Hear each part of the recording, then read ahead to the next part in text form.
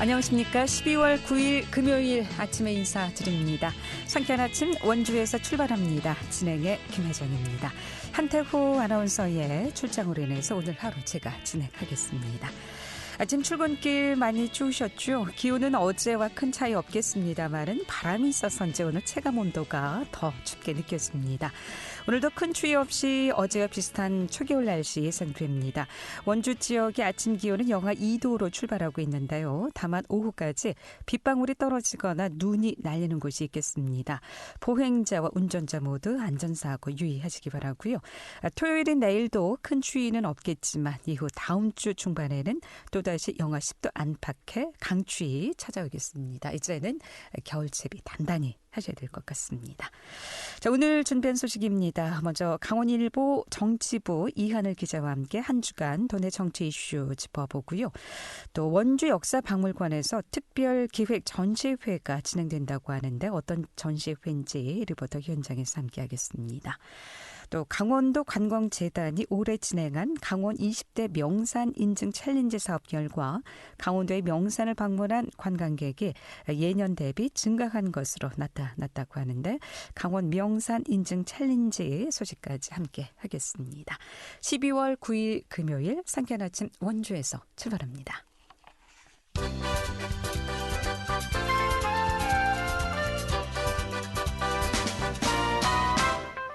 헤드라인 뉴스입니다.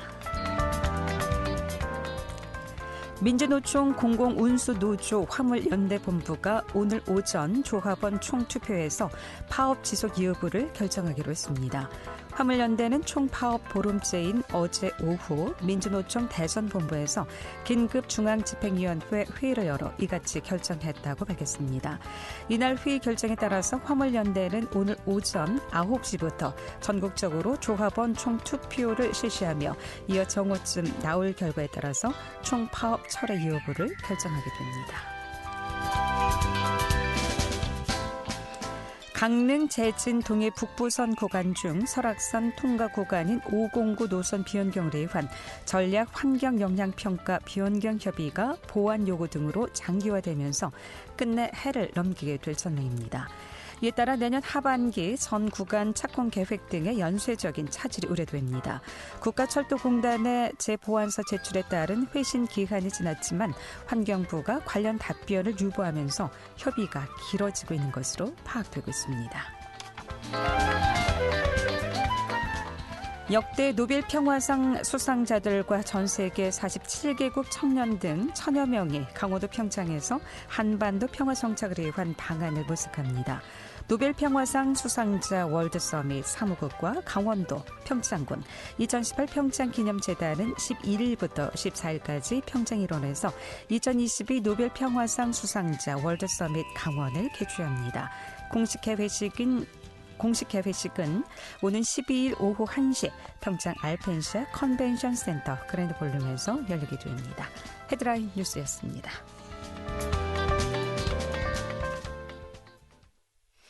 네, 도내 정치 이슈 알아보겠습니다. 강원일보 정치부 이하늘 기자 연결하겠습니다. 이하늘 기자, 안녕하십니까? 네, 안녕하세요. 네. 자, 여당인 국민의힘이 윤석열 정부가 출범한 이후 계속 비대위 체제로 운영되고 있는데요. 내년 2월 말이나 3월 초 전당대회 시기가 예고된 가운데 친윤계로 통하는 권성동 국회의원과 이철규 의원의 행보 반경이 넓어지고 있는 것 같습니다. 어제는 당내 최고 규모의 공보 모임이 또 출범했다고요? 네, 그렇습니다. 국민의힘 친윤계 국회의원들이 주축이 된 공보 모임 국민공감이라는 이름으로 출범을 했는데요. 이날 모임에는 국민의힘 국회의원 115명 중에서 71명이 참석해 의원총회장을 방불케 하기도 했습니다. 특히 동해태백 삼척 정선의 이철규 국회의원이 총괄 간사를 맡게 됐고 홍천행성 영월평창의 유상범 의원이 공보 간사를 맡는 등 강원권 국회의원들의 모임을 주축이 되면서 향후 국민공감의 이 모임을 어떻게 이끌어갈지 관심이 모아지고 있습니다. 이철규 간사는 3월 대통령 선거에서 국민의 선택을 받았는데 국회에 거대 의석을 갖고 있는 야당의 과도한 견제로 아직도 정권 교체가 됐다는 실감과 만족을 국민들에게 돌려드리지 못하고 있다면서 소수 여당인 국민의힘은 최선을 다했지만 새 정부를 뒷받침하기에는 스스로 생각하기에도 부족함이 컸고 국정 운영을 뒷받침해야 할 당이 엇박자를 놓기 일쑤였었다고 지적을 했습니다.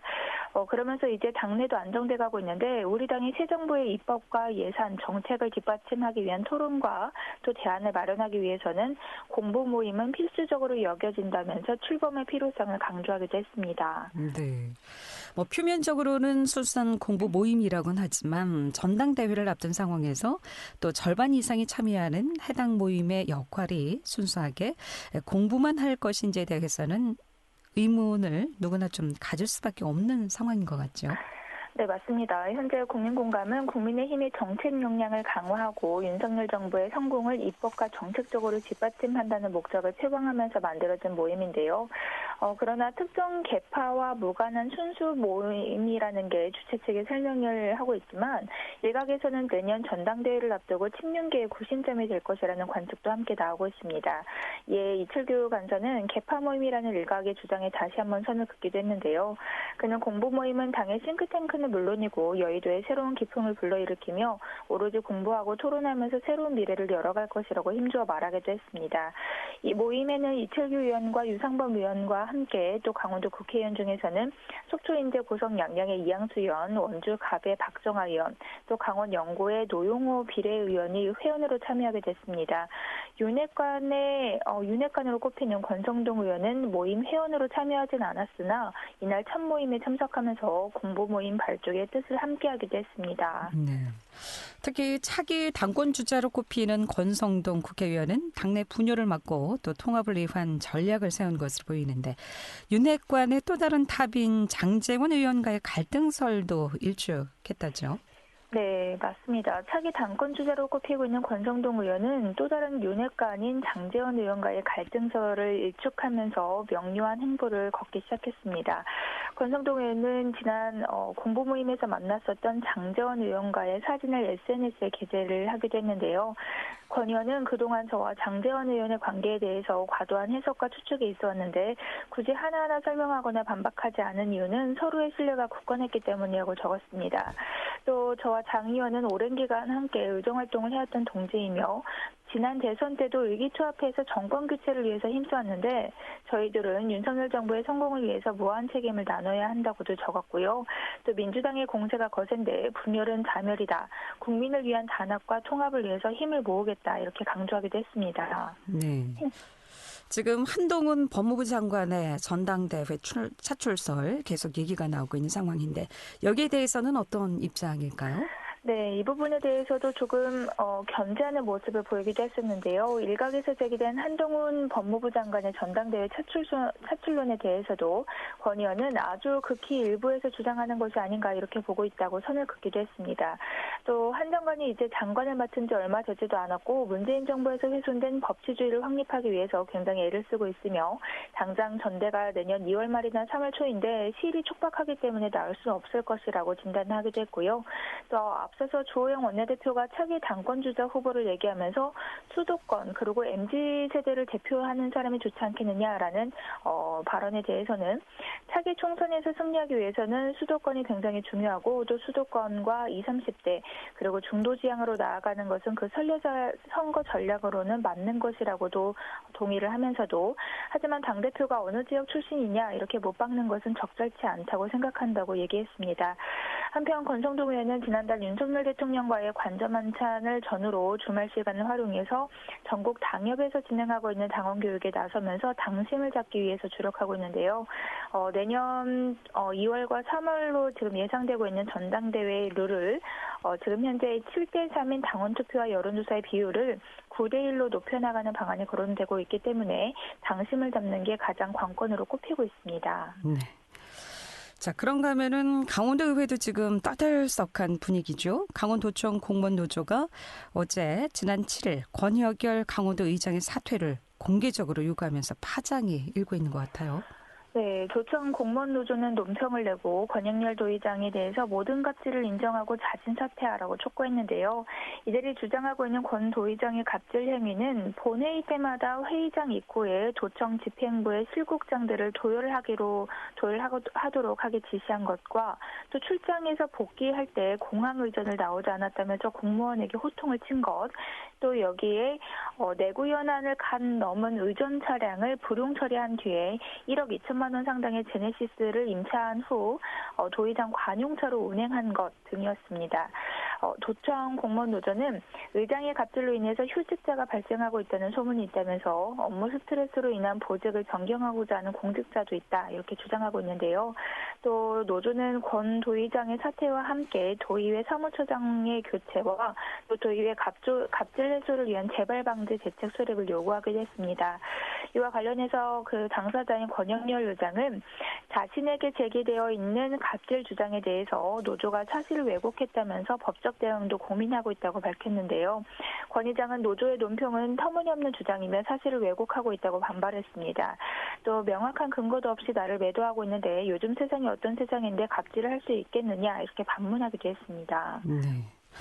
야당인 더불어민주당에서도 논평을 내면서 권혁열 강원도 의장에 대한 사퇴를 밀어붙이고 있는 그런 모양새죠. 네, 맞습니다. 민주당 도당은 또 어제 논평을 통해서 권 의장은 갑질과 폭언 그리고 돈 없는 특권의식, 인사 조직의 전횡을 저질렀다고 하는데 이로 인해서 정신과 치료를 받거나 수행운전 직원을 그만두는 등 공직자에 대한 갑질과 인권 침해가 심각한 수준이라고 지적을 했습니다. 또 이어서 권영렬 의장은 초선 시절은 2011년 도청 공무원에 대한 폭언과 폭행의 몰이를 일으켜서 공개 사과까지 한 전력이 있는데 10년이 지난 지금 조금도 달라진 것이 없다 이렇게 비판을 했는데요. 또 민주당 도당은 국민의힘 도당을 향해서는 윤리규칙의 위반으로 이준석 전 대표에 대해서 중징계를 했던 것처럼 똑같은 잣대와 기준으로 국민의힘 소속인 권영렬 의장에 대해서 윤리위를 소집해 징계하길 바란다고도 얘기했습니다. 또 권 의장은 머리 숙여 사죄하고 의장직에서 내려오길 바란다고 촉구를 다시 한번 했는데요. 권영렬 도의장의 자진 사퇴를 촉구하는 분위기 속에서 어떤 변화가 생길지 관심이 모아지고 있습니다. 네. 본인이 요즘 세상이 어떤 세상인데 갑질을 할 수 있겠느냐라고 반문했듯이 정말 이런 일이 있었다면 사퇴를 해야 되겠죠. 오늘 여기까지 듣습니다. 고맙습니다. 네, 감사합니다. 네, 지금까지 강원도 내 정치 이슈 강원일보 정치부의 이하늘 기자였습니다.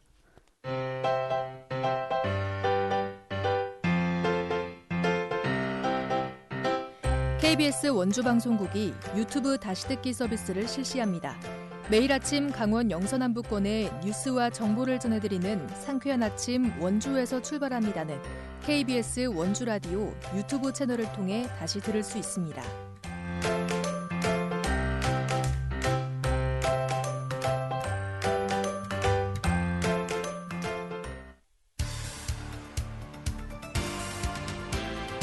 알찬 정보, 생생한 현장의 소식을 전해드립니다.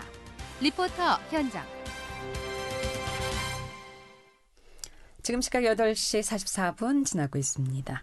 원주 역사박물관이 기획사진전 아펜젤러 존스 선교사 원주의 가다를 진행 중이라고 하는데 이 소식 추인의 리포터 함께하겠습니다. 어서 오세요. 네, 안녕하세요. 네. 자, 원주 역사박물관에서 아펜젤러와 존스 선교사가 진행 중이라고 하는데 어떤 전시입니까?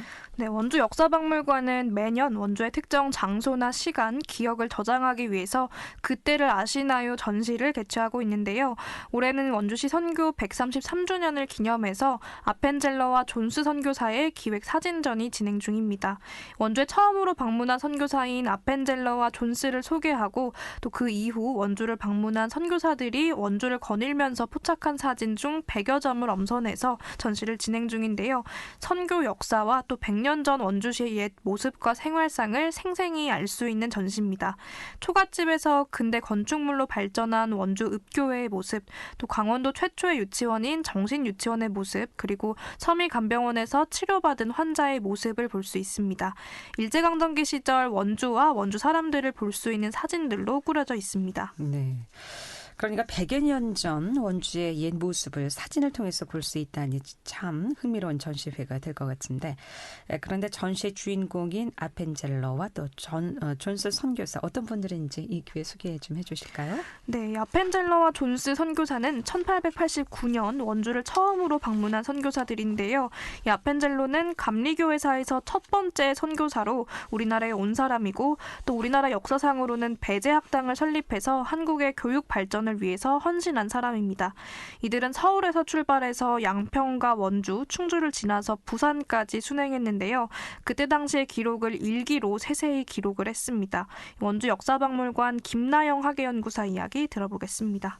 네, 이번 전시는 원주시 선교 133주년을 기념하여 원주 땅에 처음으로 방문한 선교사인 아펜젤러와 존스를 소개하고, 그 이후 원주를 방문한 선교사들이 거리와 마을을 거닐며 순간을 포착하고 기록한 사진 100여 점을 언선하여 전시합니다. 크리스마스를 즈음하여 원주시 역사박물관에서 마련한 전시를 보시며 선교사들의 눈에 비친 100년 전 원주의 모습을 감상하시고 따뜻한 연말을 보내실 수 있기를 바랍니다. 또한 1년 뒤 발송되는 느린 우체통 체험을 함께 진행하고 있습니다. 여러분들의 추억을 원주시 역사박물관에서 남기고 가실 수 있었으면 좋겠습니다. 네. 이번 전시를 앞두고 한 두어 차례 미리 맛보기 전시가 진행됐다고 하는데, 이전 전시회랑 어떤 차이가 있는 겁니까? 네, 이번 본전시를 앞두고 올해 8월과 10월에 미리 맛보기 전시가 진행되기도 했습니다. 1차 전시는 8월에 강원 가명 선화당에서 진행됐는데요. 원주의 첫 선교사인 아펜젤러와 존스 선교사를 기억하기 위해서 그들이 들렸던 강원 가명에서 20여 점의 사진이 공개됐습니다. 2차 전시는 10월에 문막교회에서 진행이 됐는데요. 원주의 기독교 역사와 또 존스 선교사가 설립한 병원인 서미간병원, 그리고 학교 설립과 교육활동과 관련된 사진 50여 점을 공개했습니다. 이 서미간병원은 현재 원주 연세대 의과병원의 본관 건물로 활용되고 있기도 합니다. 이렇게 진행된 원주 역사를 하나의 주제로 통합해서 이번 전시에는 100년 전 원주의 사진까지 추가해서 100여 점의 사진이 전시 중인데요. 이 선교사들의 일기를 보면 당시 원주 사람들은 이전에 황해도를 처음 방문했을 때도 보지 못한 반응을 보였다고 합니다. 파란 눈의 선교사를 처음 본 원주 사람들이 엄청난 환호로 선교사들을 맞이했던 것으로 유추되는데요. 이런 재밌는 일화와 사진으로 100년 전의 생활상을 엿볼 수 있어 흥미롭다는 반응을 보이고 있습니다. 방문한 시민 이야기 들어봤습니다. 일단은 저는 이 원주가 그 시대 1889년도에 이 원주의 그 모습이 굉장히 신선했고요. 아, 우리 엄마 또 할아버지 할머니는 이 시대에 이런 곳에서 생활하시고 그 생활상을 제가 알 수 있어서 너무 좋았고, 그 1889년에 미국에서 두 분이 일단 선교사분들이 오셔갖고 우리 원주에 조금 신선한 좀 새로운 그런 아주 좋은 영향을 주기 위해서 오셨던 거에 너무 감사드리는 마음을 가지고 있어요. 네. 그렇다면 전시 관람 포인트가 있다면 소개 좀 해주실까요? 네, 전시 중인 사진 중에는 봉산동 당간지주와 거북바위 사진이 있는데요. 이 사진을 통해서 봉산동 당간지주와 거북바위가 있는 마을의 명칭이 붙은 이유를 알 수 있습니다. 봉산동 개봉교 끝에 설치된 당간지주 아래에 거북바위가 지탱하고 있는 모습이 사진을 통해서 확인이 되는데요. 이 때문에 이 마을이 거북구자를 쓴 구정이라고 불리게 됐다고 합니다. 현재는 이 당간지주 아래에서 거북바위가 지탱하고 있는 모습을 확인할 수 없어서 마을의 이름이 구정인 이유를 정확히 이해할 수 없었는데요. 이 사진을 통해서 원주 역사를 알 수 있는 사진들을 통해서 당시 생활상을 알 수 있는 전시가 될 것 같습니다. 네. 원주에 처음 방문한 선교사로서 원주의 교육 발전에도 큰 이바지했다고 볼 수가 있겠는데, 100년 전 원주 모습을 또 사진을 통해서 만나볼 수 있다고 하니까 많은 분들에게 흥미로운 사진 전시회가 될 것 같습니다. 기회가 되시면 꼭 다녀오시길 권해보고 싶나요? 추인의 리포터였습니다. 잘 들었습니다. 네, 감사합니다.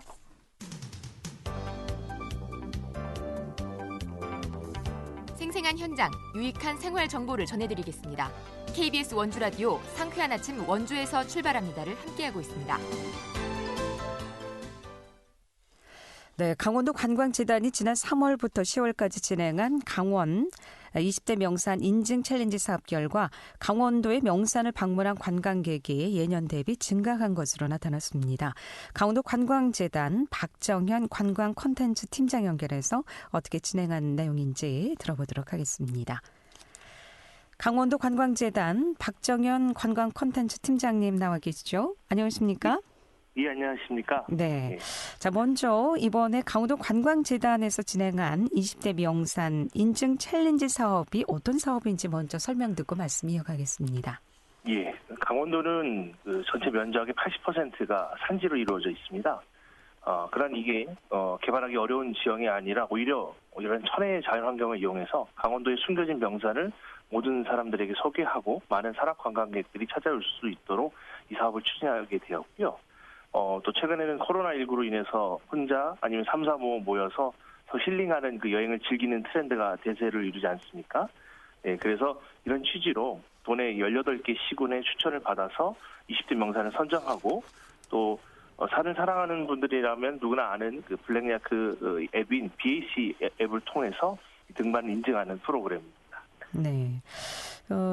20대 명산 인증 챌린지 사업에 많은 관광객이 다녀간 것으로 집계됐다고 하는데 얼마나 다녀가셨습니까? 예, 올해 그 8개월 동안 64,139명이 참가를 했고요. 네. 그리고 이는 작년에 비해서 한 2,000명 정도 증가를 했는데요. 예, 여기서 주목할 점은 작년하고 같은 분들이 참여하신 게 아니라 이 중에 한 절반 이상, 한 대략 33,000명 이상은 올해 새롭게 강원도에 오신 분들이라고 파악이 됐습니다. 네. 20대 명산 인증 챌린지 사업이 새로운 관광객 유치에도 한몫했다라고 볼 수가 있겠군요. 예, 네. 그렇죠. 강원도 하면 치악산, 설악산, 오대산, 태백산 등 많은 유명산이 있는데 그중에서 명산 인증지 중 가장 많이 찾은 산은 어떤 산일까요? 일단은 20대 명산에서는 오래전부터 많이 찾는 산만 고집을 하진 않는데, 네. 저희가 18개 시군에서 1개 이상씩 선정해가지고, 숨은 겨진 명산을 알리고 있습니다. 대표적인 거는 이제 설악산은 속초, 양양, 인제 다 걸쳐서 같이 있고, 또 여기가 제일 많이 방문도 하시죠.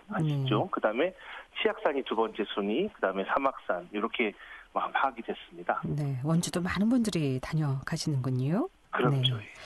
등반 인증 기간 중 다양한 온라인 이벤트와 함께 프로킹 캠페인도 펼쳐왔다고 하는데 어떻게 진행된 사업입니까? 예, 산을 보통 찾으시는 분들은 이제 목표를 달성하는 걸 기념하기 위해 작은 인증물이나 기념물을 찾으시는데 인증하실 때마다 5개, 10개, 20개 산을 정복하시고 자수로 만든 저희 패치를 교부를 해드리고 있습니다. 근데 이제 20개 완등자에게는 또 별도로 기념 배지나 메달을 드리기도 하는데요. 이 패치를 지정 배부처에서 저희 찾을 때 친환경 쓰레기 봉투를 1만 장을 제작을 해서 배포를 해드렸고요. 또 사랑하시는 분들이 또 등반하실 때마다 쓰레기를 다 담아오시는 그런 후일담을 많이 목격하게 됐습니다. 이를 통해서 수거된 쓰레기 양도 상당하겠어요? 예, 그렇죠.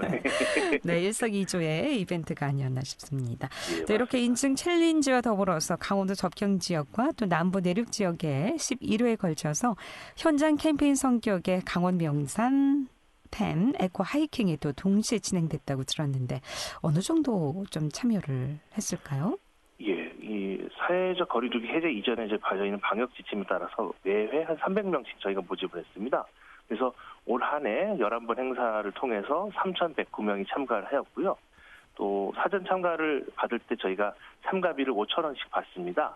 그 5,000원을 현장 등록할 때 지역 상품권으로 다시 환급을 해드려서 등산이나 트레킹을 마치신 분들이 지역의 전통시장이나 식당을 또 찾아가서 특산품을 구입하고 또 식사를 하시는 등 지역 경제 활성화에 좀 저희가 보탬이 되도록 많이 노력을 했습니다. 네.